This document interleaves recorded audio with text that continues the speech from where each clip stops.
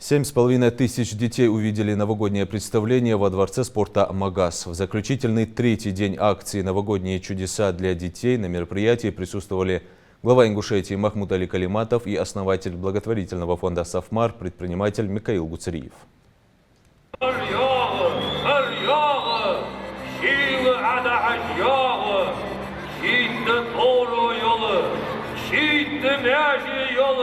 Во Дворце спорта для всех разворачивается настоящая новогодняя сказка. Любимые герои из мультфильмов и выступления артистов ингушской эстрады дарят незабываемые праздничное настроение главным виновникам торжества – детям.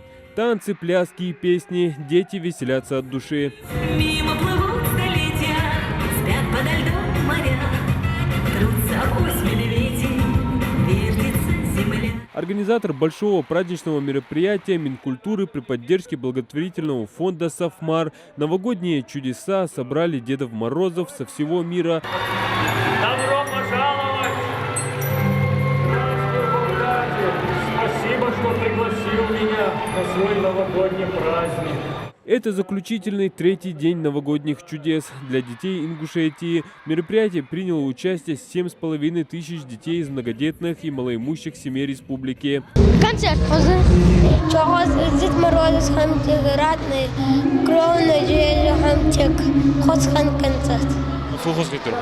Шун очень, ерик образование yok, уж там хосхитор шарик еркам.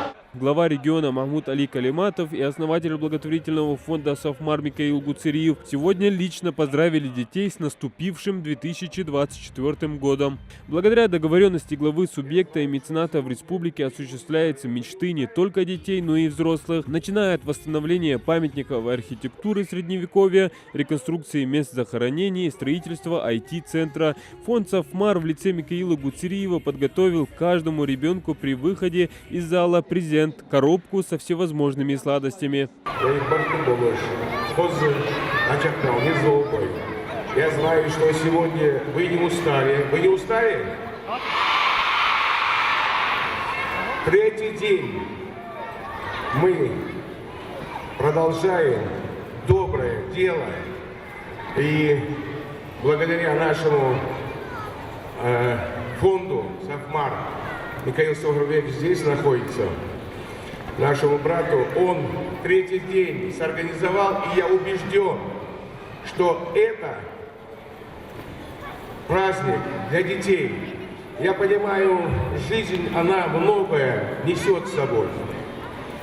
Сложности есть, но дети должны чувствовать и праздновать. Махмуд Али Калиматов также добавил, что благодаря поддержке фонда «Сафмар» планирует ежегодно радовать детей в подобном масштабе, заряжая их праздничным настроением на год вперед. Адам Гулоев, Султан Булгучев, Новости 24.